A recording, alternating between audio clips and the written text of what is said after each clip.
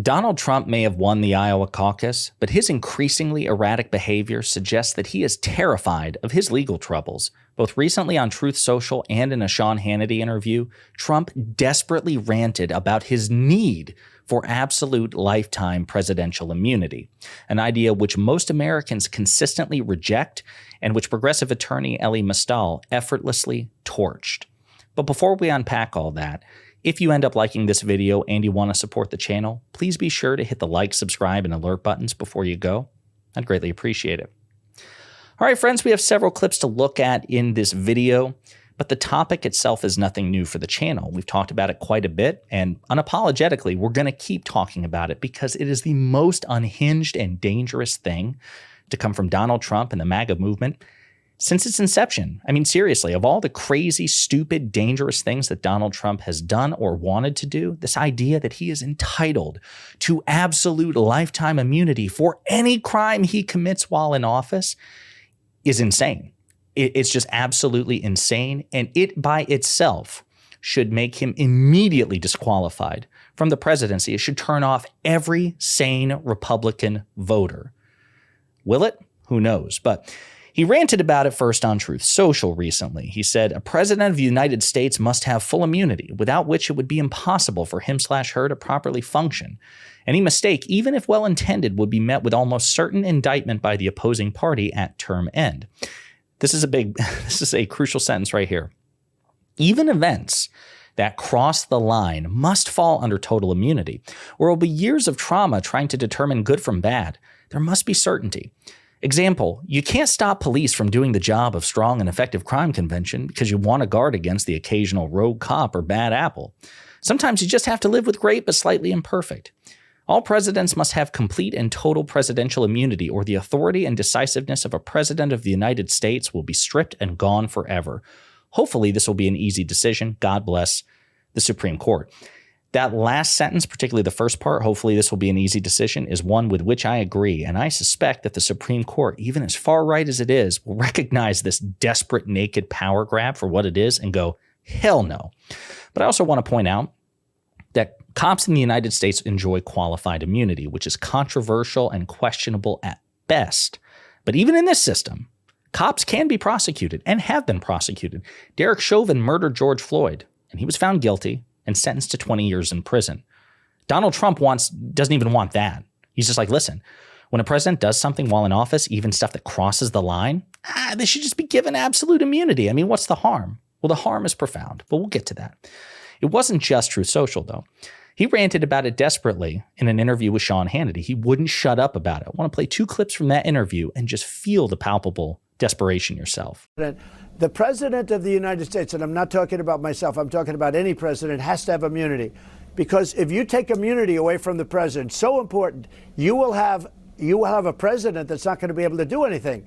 Because when he leaves office, the opposing party, president, if it's the opposing party, will indict the president for doing something that should have been good. Like Obama dropped missiles and they ended up hitting a kindergarten or a school or the apartment house. A lot of people were killed.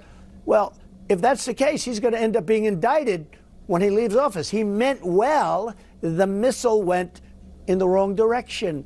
And other things. Look at Biden. What would happen to Biden? He's killed our country with his policies. The border is a disaster. Everything he does is a disaster. What he did in Afghanistan is the most embarrassing moment in the history of our country, giving them $85 billion worth of equipment, killing our soldiers, wounding horribly our soldiers, and leaving people behind. Well, when he leaves office, if he doesn't have immunity, now, I think it's horrible what he did, but he probably, I don't know, it's hard to believe, but he probably meant well. It's hard to believe that he meant well, but the man is incompetent. But you have to leave immunity with a president. If a president is afraid to act because they're worried about being indicted when they leave office, a president of the United States has to have immunity. And the Supreme Court's going to be ruling on that. If they don't have immunity, no president is going to act. You're going to have guys that just sit in office and are afraid to do anything. What if they're just afraid to do anything illegal, right? What if they consult attorneys like White House counsel and the Department of Justice before they take an ethically and legally ambiguous action? And maybe they do anyway, right? I'm not saying that all these decisions are clear cut, but that's why, again, if there's prosecution, then the prosecution has to be litigated in court, and courts will presumably take those things into consideration as they do any other time they oversee a prosecution of anybody else in the United States, right? Is there a risk? Sure. But I think the risk is infinitely worse of a bad faith actor given a blank check to just do whatever the hell they want when they're the most powerful person on earth. Some quick fact checks before we play this next clip from the Sean Hannity interview. So it was Trump, not Biden, who inked the Doha agreement with the Taliban to get us out of Afghanistan. So he set the stage for the withdrawal. He reduced U.S. personnel. He didn't take out U.S. equipment. He talks about $85 billion of equipment. That equipment was there for 20 years under Bush, under Obama, under Trump. Trump didn't do anything to get that stuff out. He left Biden with two options: reinvade the country or just to make do with what he had. The U.S. service people who were tragically killed in Afghanistan were killed by ISIS-K, a terrorist organization, not Biden. And more people died in Afghanistan under Trump than Biden, right? So just absolute wrong on the facts, predictably so, but that's Donald Trump.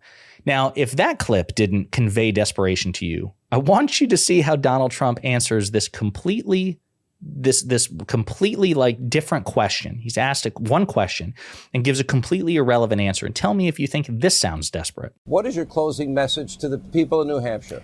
It's very simple. It's make America great again.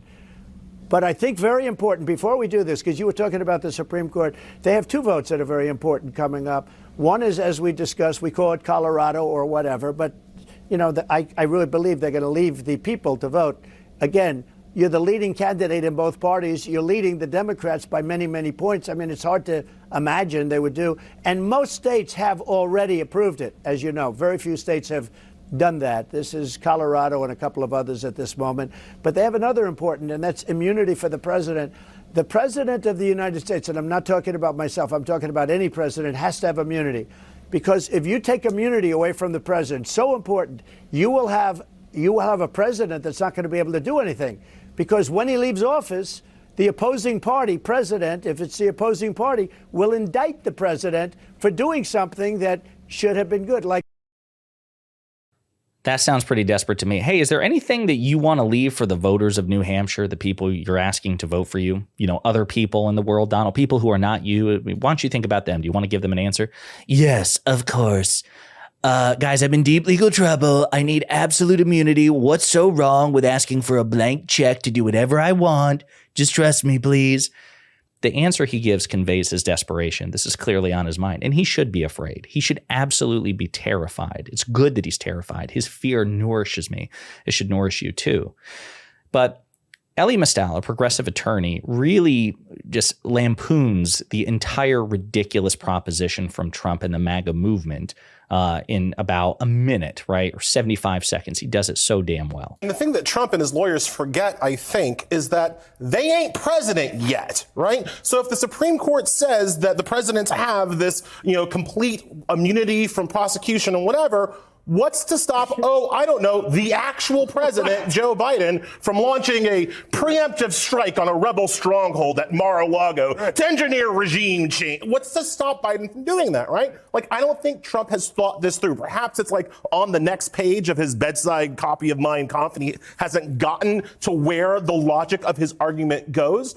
But for the record, as Andrew was saying, I do not think that Biden has the power to launch a strike against his political rival, right? I think it would violate posse comitatus and, murder laws, right? And so I think that Biden, if he did that, would be prosecuted. Trump doesn't seem to understand, and the people who support Trump don't seem to understand, that the powers he calls onto himself then must be given to every single other president. But I think John Roberts will understand that. That I think is important.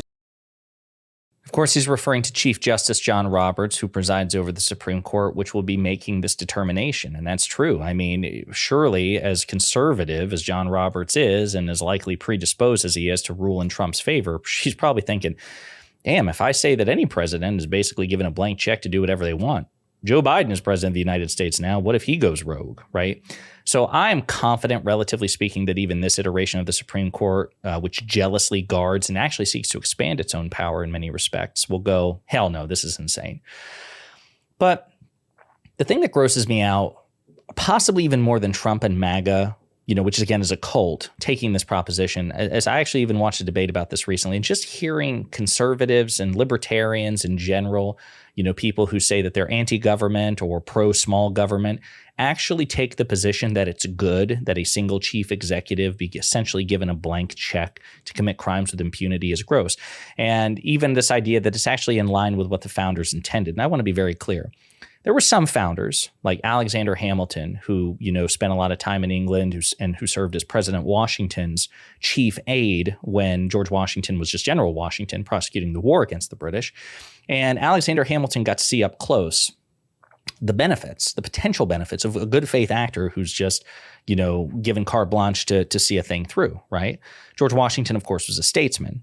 And so that kind of informed Hamilton. It's like, damn, the Continental Congress stayed out of Washington's way and Washington did a really good job, blah, blah, blah. But most of the founding fathers had the correct opinion, which is that even if you want to grant that sort of power for somebody like George Washington, they ain't going to all be like George Washington, right? So you have to set a standard for the office, no matter who occupies it. And most of the founding fathers agreed that they didn't want a monarch. They actually feared empowering a chief executive far more than they feared neutering a chief executive, right? They wanted a powerful and decisive chief executive, yes, but one constrained by the judiciary and by Congress in particular, not given a blank check. And we've brought this up before, but there are debates from the ratification of the Constitution which prove that the founders intended that if a president commits any crime, he is punishable by the laws of his country and in capital cases may be deprived of his life. They were so eager to avoid a monarch, they were setting the stage so that if a sitting president broke the law and the law was a capital offense in which you could be executed for it, you could execute a president, right? Something you can't do, certainly not at the time in England, and certainly not the case even now. That's how much they feared that kind of powerful chief executive. Thank God, most Americans, even in this day and age, agree. And we talked about this a week ago. CBS/YouGov did a poll. More than 6 in 10 participants, 64%, disagreed with the argument that people should have, that presidents should have immunity from criminal prosecution. And actually, 2/3 of New Hampshire voters believe Donald Trump should not receive immunity from criminal prosecutions, according to a Marist College poll. And that's very recent. So that's good news that at least 2/3 of the country seems to consistently recognize, hey, probably shouldn't give a blank check to a chief executive. And I agree. And anyone who says otherwise, anyone, is insane. They are adopting an anti-American, unpatriotic notion, and they are thirsty. They're horny for a monarch and a dictator, and we shouldn't want that here in this country. Let me know what you think in the comments.